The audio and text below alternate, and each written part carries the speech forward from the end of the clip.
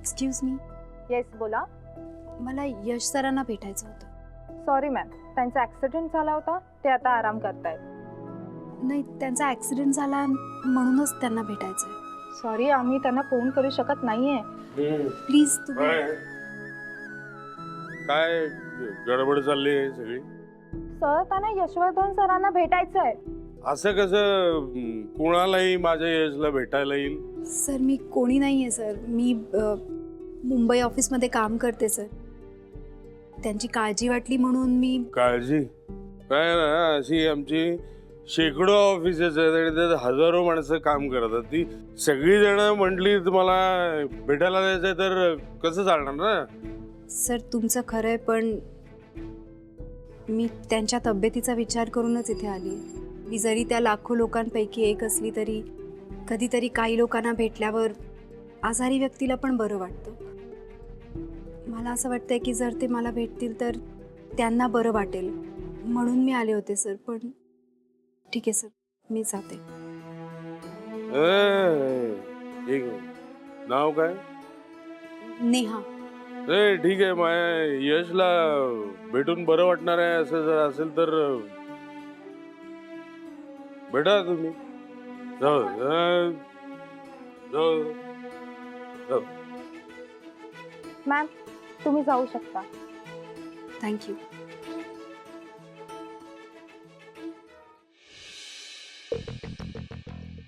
हे हॅलो, कोण तू आणि इथे काय करतेस? आधी मला सांग की तुला आतमध्ये कोणी सोडलं? मॅम, मी ते. सॉरी, मी सेल्स गर्लशी बोलत नसते. सिक्युरिटी सिक्युरिटी, अरे कुठे गेला सगळे? ही सेल्स गर्ल आत कशी काय आली? मॅम, मी सेल्स गर्ल नाही आहे. मी तुमच्या मुंबई ऑफिसमध्ये काम करते. काय म्हणजे तू आमच्या कंपनीची एम्प्लॉई आहेस? हो मॅम, हवं तर तुम्हाला ID दाखवू का? नाही नाही नाही, त्याची काही गरज नाहीये. पण तू इथे काय करतेस? तुझं सिमी वहिनींकडे काही काम आहे का? मी बोलावू का त्यांना? नाही मॅम, मी. अगं नाही नाही, थांब थांब थांब. तू सिमी वहिनी तुम्हाला आपल्या ऑफिस मधून कोणीतरी भेटायला आलंय. सिमी वहिनी तुम्हाला भेटायला कोणीतरी आलंय. मिथिला आहे ना, महामूर्ख बाई एक. हजारदा सांगितलं तिला माझं नाव घेऊन असं आरडाओरडा केलेला आवडत नाही मला, पण नाही. इडियट. मॅम,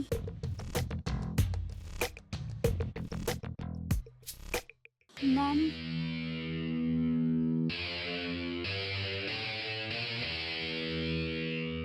ए,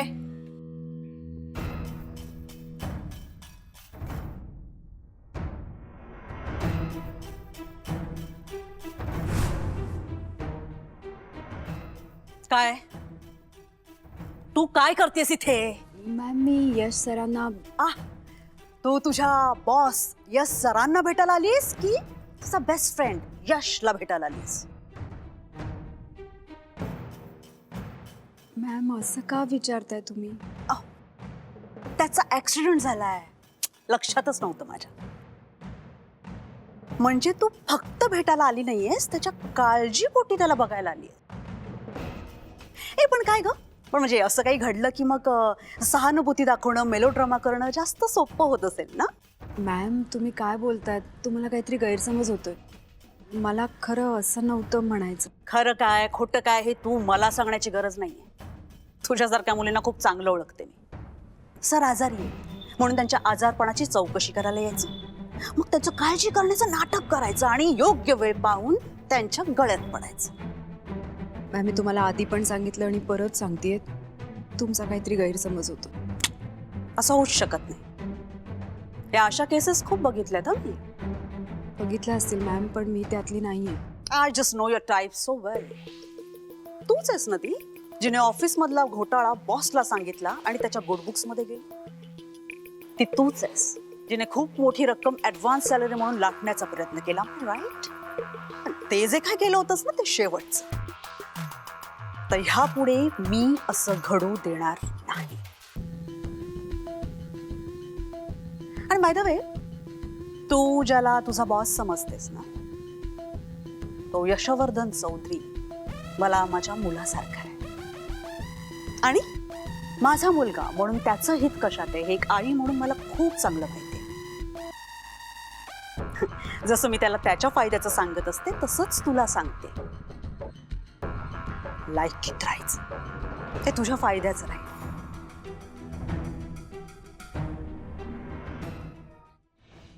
ए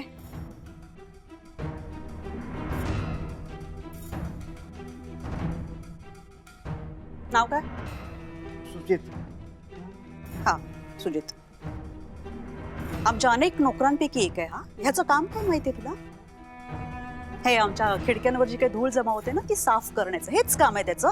दर तासाला तो हेच काम करतो. पण त्याचं इयरली पॅकेज तुझ्यापेक्षा जास्त आहे.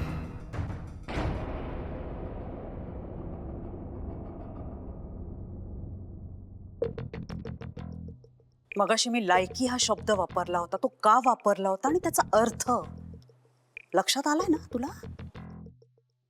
तू एक अतिसामान्य एम्प्लॉईस आणि तू ज्याला मित्र आणि बॉस समजतेस ना तो यशवर्धन चौधरी, खोट्यावधीची नेटवर्थ असलेला इंटरनॅशनली नावाजलेला बिझनेसमॅन. तो तुझ्याशी कधीतरी मित्रासारखा काय वागला? तू खरंच त्याला मित्र समजायला लागलीस का? कम ऑन गर्ल, भानावर ये. वेळी सावर स्वतःला.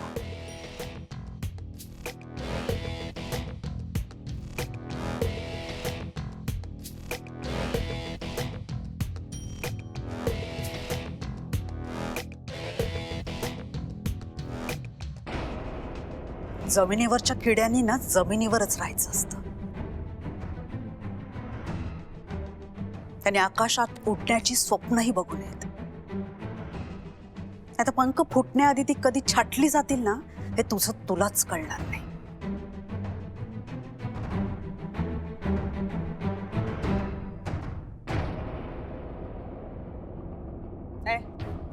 इकडे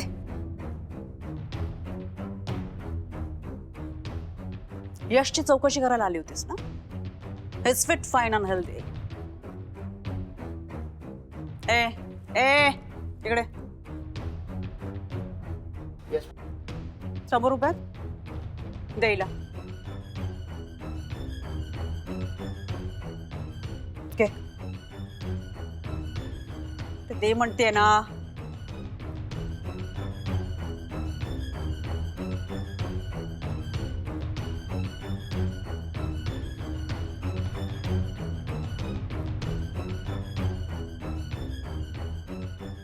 भाडं म्हणून.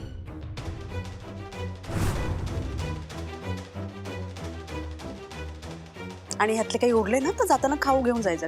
ओके? तेवढीच माझी आठवण.